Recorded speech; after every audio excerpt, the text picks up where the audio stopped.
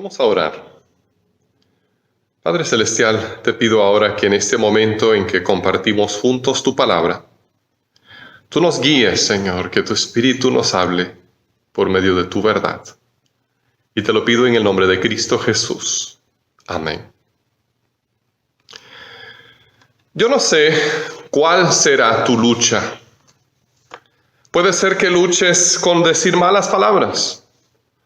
Por más que te esfuerzas, por más que lo intentas dejar, de vez en cuando te expresas con amargura o sueltas por ahí una palabrota cuando estás enojado. O quizás luches con malos pensamientos. Tratas de entregarle cada pensamiento al Señor, pero a veces tu mente se va por malos caminos. O posiblemente tu lucha es contra malas costumbres. Tienes un mal hábito que tratas de dejar, pero se te pega como si fuera un gato espantado. Si es así, entonces podrás comprender las palabras del apóstol Pablo en Romanos capítulo 7, versículos 14 al 24. Escucha lo que dice. Sabemos, en efecto, que la ley es espiritual, pero yo soy meramente humano y estoy vendido como esclavo al pecado. No entiendo lo que me pasa, pues no hago lo que quiero, sino lo que aborrezco.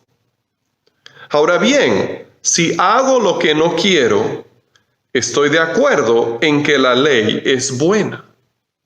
Pero en ese caso, no soy yo quien lo lleva a cabo, sino el pecado que habita en mí. Yo sé que en mí, es decir, en mi naturaleza pecaminosa, nada bueno habita. Aunque deseo hacer lo bueno, no soy capaz de hacerlo. De hecho, no hago el bien que quiero, sino el mal que no quiero. Y si hago lo que no quiero, ya no soy yo quien lo hace, sino el pecado que habita en mí. Así que descubro esta ley, que cuando quiero hacer el bien, me acompaña el mal. Porque en lo íntimo de mi ser me deleito en la ley de Dios. Pero me doy cuenta de que en los miembros de mi cuerpo hay otra ley, que es la ley del pecado. Esta ley lucha contra la ley de mi mente y me tiene cautivo. Soy un pobre miserable. ¿Quién me librará de este cuerpo mortal? Aquí estamos viendo la lucha interna que, si somos honestos, todos en algún momento, y quizás en muchos momentos, libramos. Ahora, en cualquier lucha hay dos contrincantes. En la lucha contra el pecado, la ley de Dios y nuestra conciencia luchan contra nuestra carne. La ley es buena y es espiritual. Si todos obedeciéramos al pie de la letra la ley de Dios, imagina cómo sería el mundo. Imagina un mundo donde nadie miente, donde nadie roba, donde nadie engaña ni traiciona. Imagina un mundo lleno de amor sincero. Así sería el mundo si todos obedeciéramos la ley de Dios. Pero nuestra carne, nuestra humanidad pecadora, el pecado que vive en nosotros, nos jala en otra dirección. Nuestra carne es egoísta. Nuestra carne quiere lo que quiere y no le importa quién salga lastimado. Esto produce una lucha en nosotros. Lo que queremos, el bien de la ley, de lo bonito, del amor, no lo hacemos. Y el mismo odio, el mismo hecho de odiar nuestras malas acciones demuestra que nuestra mente, nuestra conciencia sabe que la ley es buena y al mismo tiempo no la obedecemos. Al final nos quedamos con estas palabras: soy un pobre miserable. ¿Quién me librará de este cuerpo mortal? Había un rey antiguo que solía torturar a sus prisioneros, atándoles a la espalda un cadáver. Y tenían que vivir continuamente con esa presencia de ese cuerpo muerto que se iba lentamente descomponiendo. Y así es con nosotros. Queremos hacer el bien, pero cargamos una carne, un cuerpo pecaminoso que nos incita al mal. Ahora, a nadie le gusta vivir con ese conflicto mental, así que buscamos soluciones. Una de las soluciones que a veces buscamos es la solución de redefinir el pecado. Decidimos que lo que nosotros hacemos no está tan mal. A fin de cuentas, hay gente mucho peor que nosotros en el mundo. Y queremos entonces suavizar los requisitos de la ley de Dios. Yo he aprendido en mi vida que cuando alguien me dice que es una buena persona, debo cuidar mi bolsillo. Porque cada persona que se presenta como buena y que se cree buena generalmente, al final no lo resulta ser. Pero así nos engañamos a nosotros mismos cuando nos defendemos diciendo que todo el mundo lo hace o que es imposible guardar las leyes de Dios. ¿Qué estamos diciendo en realidad? Estamos diciendo que la ley no es tan perfecta, que la ley es bonita, pero no es buena. Pero miren lo que dice la palabra al respecto en Romanos 7, versículos 7, 8 y 12. ¿Qué concluiremos? ¿Que la ley es pecado? De ninguna manera. Sin embargo, si no fuera por la ley, no me habría dado cuenta de lo que es el pecado. Por ejemplo, nunca habría sabido yo lo que es codiciar si la ley no hubiera dicho, no codicies. Pero el pecado, aprovechando la oportunidad que le proporcionó el mandamiento, despertó en mí toda clase de codicia. Porque aparte de la ley, el pecado está muerto. Concluimos, pues, que la ley es santa y que el mandamiento es santo, justo y bueno. Así que el problema no está en la ley. En otras palabras, no es que Dios nos exija demasiado. No es que Dios sea impráctico. La ley es perfecta. La falla está en nosotros, en nuestra carne. Es más, el pecado que está en nosotros aprovecha la ley para hacer más pecado. Dios nos dice, no hagas esto. En el ejemplo que da Pablo, no codicies. Y entonces más ganas tenemos de hacerlo. Una vez vi en la calle un letrero que decía, no tirar basura. ¿Y sabes lo que había debajo del letrero? Un montón de basura. Porque cuando nos dicen que no, entonces más ganas nos dan de hacerlo. ¿Pero el problema está en la ley? No, la ley es perfecta. Si todos siguiéramos la ley, sería un paraíso. El problema está en nosotros, en nuestro pecado. Otra cosa que decimos entonces frente a este conflicto entre nuestra conciencia y la ley y el pecado que mora en nosotros, decimos, me voy a esforzar más. Voy a hacer un esfuerzo más grande por obedecer lo que Dios me dice en su ley. Y decimos, si solo me esforzara un poquito más, entonces podría lograrlo, podría derrotar el pecado. Pero entonces sucede lo que nos dice el versículo 13 de Romanos 7. Escuchen.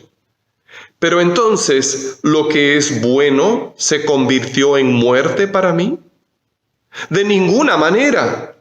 Más bien fue el pecado lo que, valiéndose de lo bueno, me produjo la muerte. Ocurrió así para que el pecado se manifestara claramente. O sea, para que mediante el mandamiento se demostrara lo extremadamente malo que es el pecado. Conforme más nos esforzamos en nuestras propias fuerzas humanas por hacer el bien, más se hace evidente que el pecado está en nosotros. El pecado no es algo que está allá afuera, que hacen otras personas o que viene de la sociedad. Es algo que está en nosotros, en nuestro propio corazón. Entonces, por más que nos esforcemos, quizás lo podamos controlar un poquito, pero nunca lo vamos a poder sacar. Así que frente a nuestra lucha, nuestra frustración de saber que la ley es perfecta y nosotros no la hemos podido guardar, algunos tratan de redefinir la ley, pero entonces al final lo que están diciendo es que la ley es mala. Y eso no puede ser, Dios nos dio la ley. Otros lo que hacen es un esfuerzo más grande, pero lo que eso logra es solamente mostrarnos que no podemos, que el pecado está en nosotros. Algunas personas escogen una tercera opción y lo que hacen es simplemente entregarse a la carne. Dicen, bueno, si yo no puedo obedecer la ley de Dios, entonces simplemente me voy a entregar al placer y voy a hacer lo que a mí me dé la gana. Y no me importa. Nadie es mi dueño. Yo soy el capitán de mi destino. Y a mí nadie me tiene que decir qué es lo que voy a hacer. Al principio, cuando tomamos esa actitud, nos podemos sentir libres. Porque ya no hay esa lucha interna. Simplemente nos hemos entregado al pecado que queremos. Pero el versículo 5 nos dice, ¿qué es lo que sucede si hacemos eso?